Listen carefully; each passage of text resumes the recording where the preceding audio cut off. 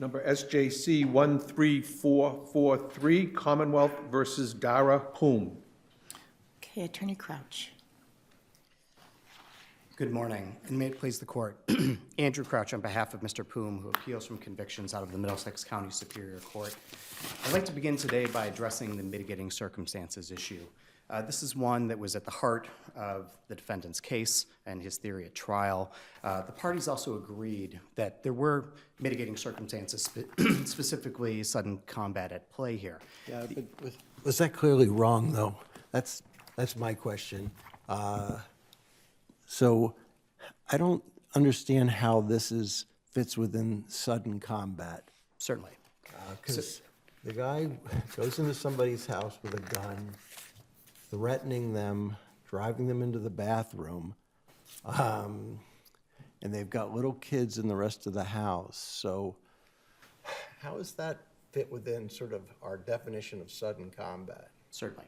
So we take this first, obviously, in the light most favorable to the defendant here, and there wasn't much pushback from the Commonwealth at trial. There wasn't much any pushback from the judge, and I think the reason is this: this is not a situation like a lot of armed home invasion. There was pushback. It's just in the sense there's pushback completely on the felony murder aspect. Correct. And it looks like a generous mistake by the Commonwealth and possibly the judge on the premeditated murder instruction, giving you a sudden combat mitigating. Putting the felony murder part of it aside, which we would contend is a legal error post-Brown. Focusing specifically on Your Honor's questions about the facts here, this is significantly different than a lot of the cases such as armed home invasion, armed robbery, and felony murder, where we see an immediate response from the occupant of the home to the entry into a home or the entry in the situation. Instead here, we see this process evolve over time. And what happens is, and we are not arguing sufficiency of the evidence, we're not challenging the underlying armed home invasion conviction, we take those facts as they are. What happens after the interactions that Mr. Poum has with Ms. Kelly is this, as I said, goes on over several minutes. Is it 5? Is it 10? It's hard to say from the facts, but it continues on. They eventually, Ms. Kelly and the Callahans end up in the bathroom with Mr. Poum. They direct him into the bathroom. They're having a conversation. He has entered the apartment. He is intoxicated. He is looking around for somebody who is clearly not there. He has searched the rooms. At that point, they bring him into the bathroom. They're trying to explain to him, whoever you're looking for is not here. He brings them into the bathroom, right? I believe it. I think that may be correct, Your Honor. In terms of the light most favorable to the defendant, it may be that they end up in the bathroom, I will say here. But he's got the gun. He does have the gun. Yeah. But so they end up let's say he brings them into the bathroom. He is there, by Ms. Kelly's own statements, quietly listening to them explain that this person is not there. At that point, he, in the light most favorable to the defendant, he is trying to leave several times. He has already checked the apartment. He has been told that this person that he's looking for is not there. And so we think in the light most favorable to the defendant, the jury could have found that he is attempting to leave the apartment. He's attempting to leave the scene. That is when what's the evidence of that? Is that he is backing out. He is trying to. No, where does that come from? Where in the record does that come from? Yeah. I'm saying, does somebody testify? Because he didn't testify, right? He does not testify. So I'm asking you, when you're saying it's in the light most favorable to the defendant, yes. Ms. Kelly testifies that he's trying to back out? Yes, Ms. Kelly testifies that he attempts to leave the bathroom several times. And that on the final time, and each time he tries to leave the bathroom, he is stopped by one of the Callahans, and they keep him in the bathroom. Isn't she testifying they're frightened that he's going to go? This is in the light most, yes. Right, I mean, but again, you don't have his testimony. You have her testimony saying, I got babies or little kids over in the rest of the house. We don't want him, we don't want him looking for, and also we got 2 children hiding in a bedroom somewhere else, right? We don't want him wandering around. I certainly understand that from the Commonwealth's perspective, and if the standard was taken in the light most favorable to the Commonwealth, that certainly makes sense. But even in the light most favorable to you, isn't it that he's still looking for what he calls the fat lady or whatever it is, right? He's not saying, "Oh, I'm going home now." But the jury is Well, entitled. he's not saying, whoops, I went to the wrong house. No, but this has gone on for several minutes. He is quietly listening to them. He's not arguing with them at that point. And at that point, he tries, we suggest that the light most favorable to the defendant, the jury could have found on these facts that he is trying to withdraw, that he's trying to leave the scene, and that each time he is stopped by the Callahans. Then, at that point, and the final time, Keith, as Mr. Poum is turning to leave, Keith lunges for the gun, and that is when Ms. Kelly runs out of the bathroom, and Mr. Poum finds himself confronted with two individuals who are substantially larger than him. Ms. Kelly describes him as a pipsqueak, says he's skinny, he's about 5'5". I give you that part of it, but then he shoots Keith, or I can't remember who, he shoots Joseph, he shoots somebody first, and then the other person says, please don't shoot me. And Isn't that, and again, that's the only testimony we have on this, right? I think what we have, and we do have some changes, and this is what I would suggest the jury can find. It is not as if there is consistent testimony, and this is not unusual in these types of cases, from the very first statement that Ms. Kelly or Ryan Callahan give to the police.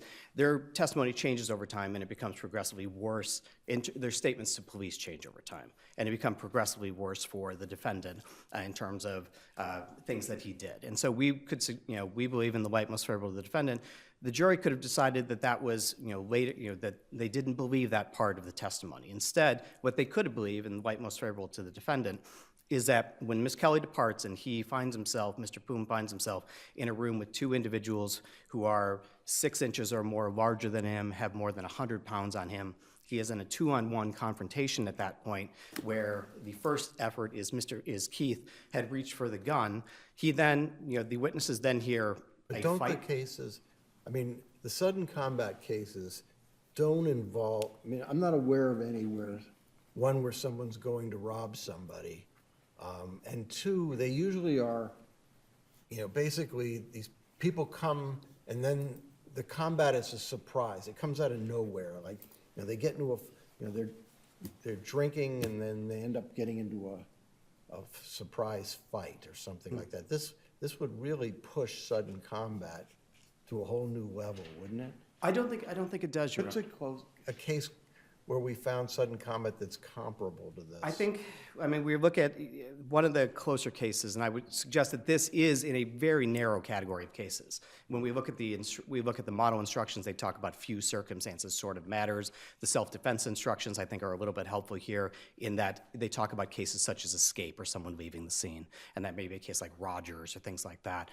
It's limited and narrow, and we don't have a lot of these types of Do you cases. have any case that has a comparable set of facts where we've found heat of passion based on sudden combat? I'm sorry, I missed the last part. Do you have any case on comparable facts where we have upheld a finding of heat of passion based on sudden combat? Where you have found where you found provocation on sudden combat? Sure, provocation on Sure, I think there's plenty of cases. the closest case on the facts. The closest case on the facts here would have to be, it's more in the self-defense context, because it's I'm Rogers. talking about this specific defense. Unfortunately, I think Rogers is probably as close as we get, because I don't think the court, this is, like I said, a very unusual set of circumstances. Usually, Haven't we always looked at the totality of the circumstances? It seems to me what you're asking the court to do is to sort of pick up the narrative midstream, as opposed to taking into account the entire context.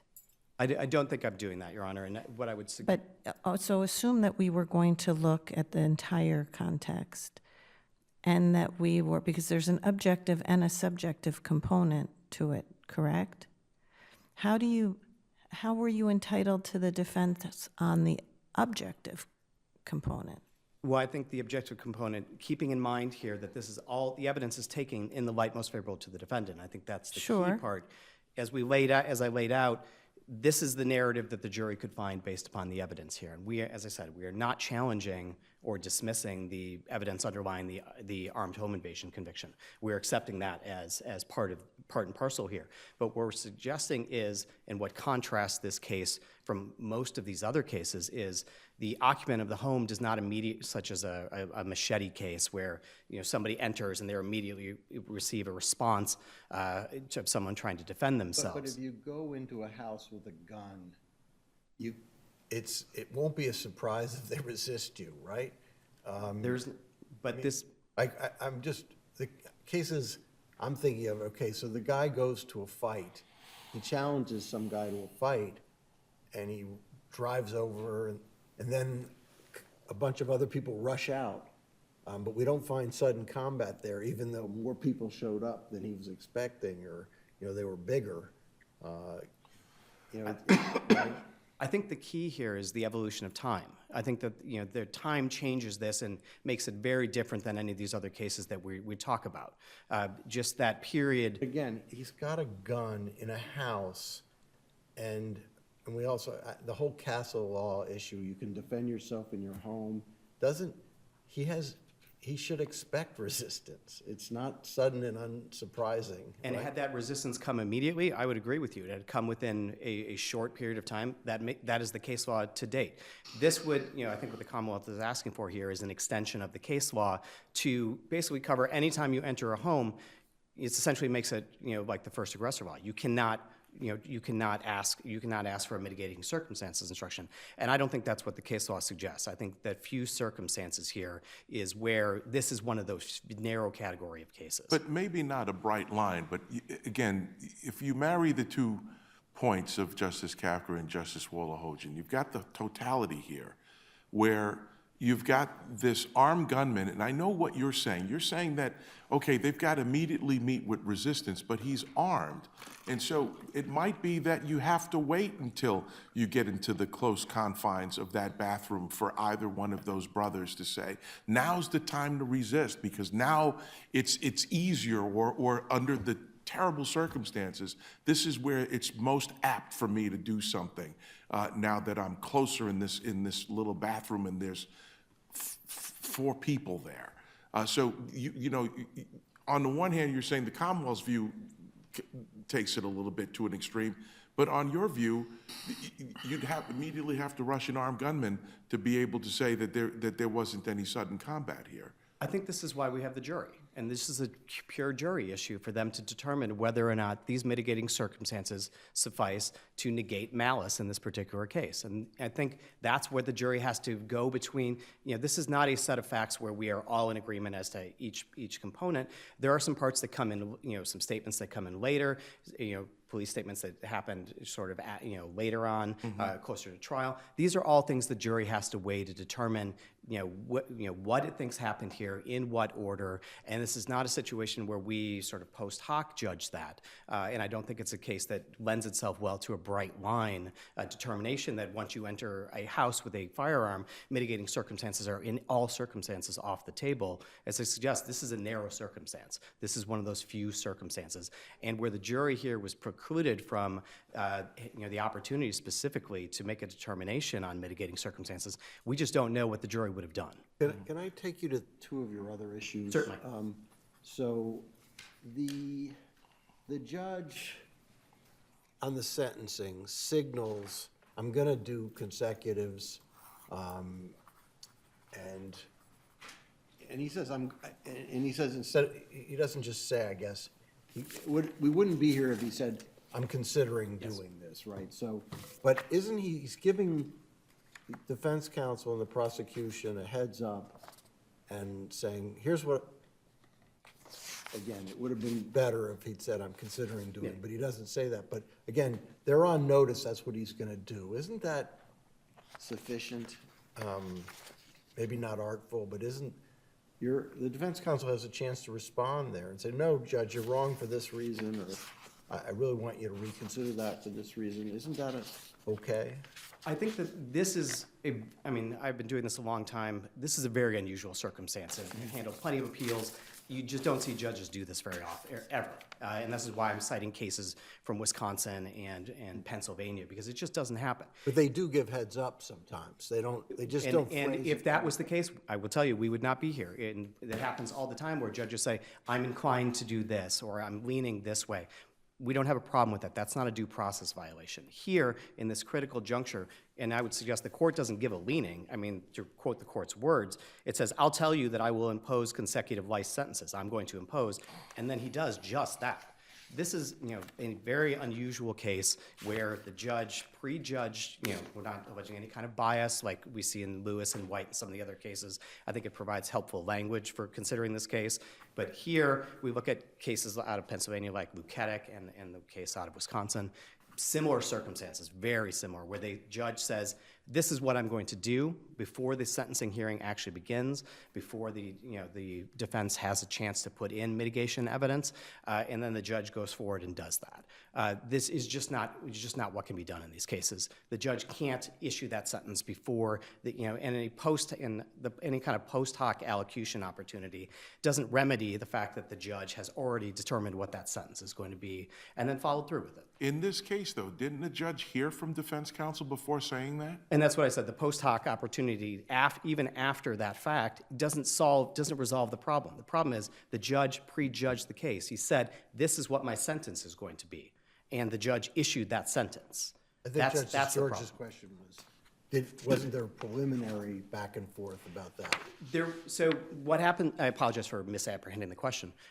What happened here is ADA O'Laughlin asked for an opportunity to talk with the court ahead of time. They go to sidebar. They have a discussion, as many cases do, where they're just trying to figure out what the procedure is. Each judge has a different procedure. He says, here's the witnesses we're going to be calling. He previews the Commonwealth sentencing argument. He says defense counsel is going to be asking for concurring sentence. When given a chance, defense counsel says, I'm going to ask for concurring sentences. And then the judge says, I will tell you, I'm going to impose this sentence. This is not a mitigation opportunity. It's before sentencing hearing has even begun. And at that point, this is where we say the due process violation happens. And I said, very unusual case. I've not seen another one in Massachusetts. I had to go to extra jurisdictional research on this one. But I would suggest specifically looking at the Philadelphia appeal or the Pennsylvania appeals court case in Luketic is very similar to this particular case.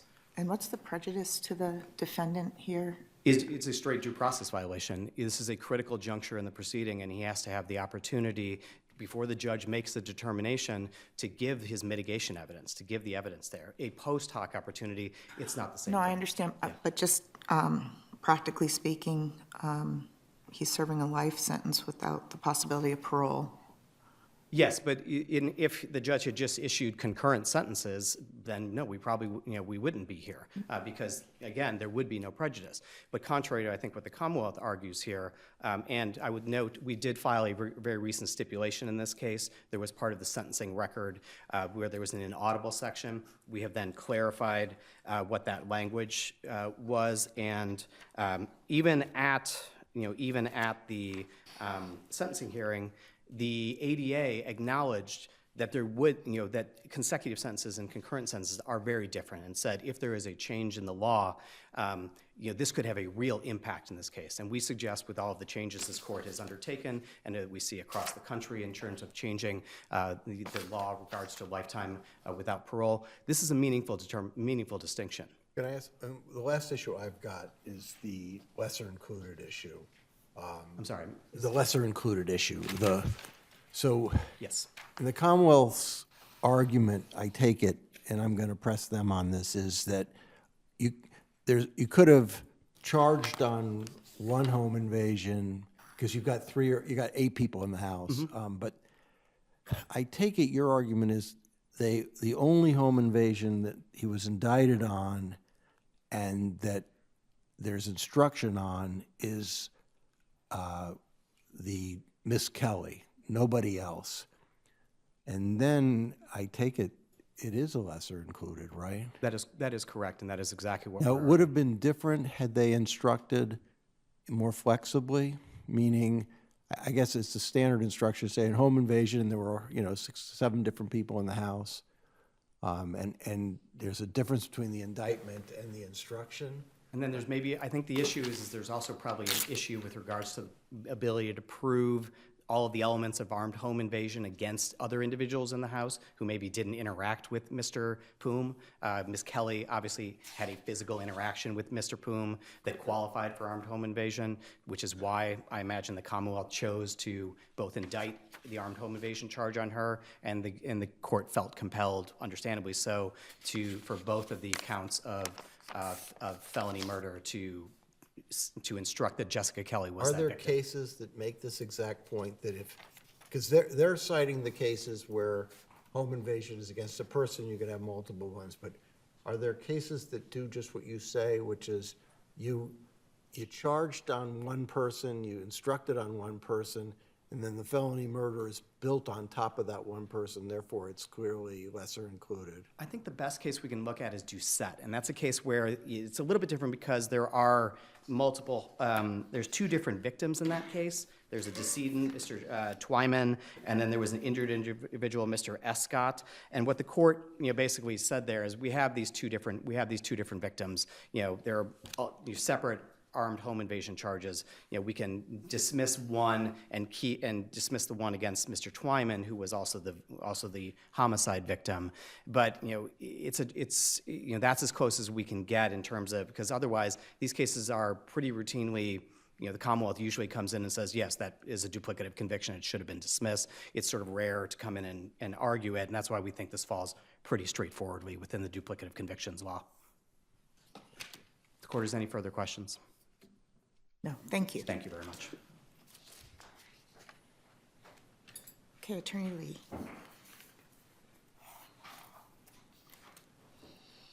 Madam Chief Justice, and may you please the court. ADHE Lee from Middlesex on behalf of the Commonwealth. In Brown, this court made malice an essential element of felony murder. Brown, however, did not require the Commonwealth to prove the absence of mitigating circumstances in all cases.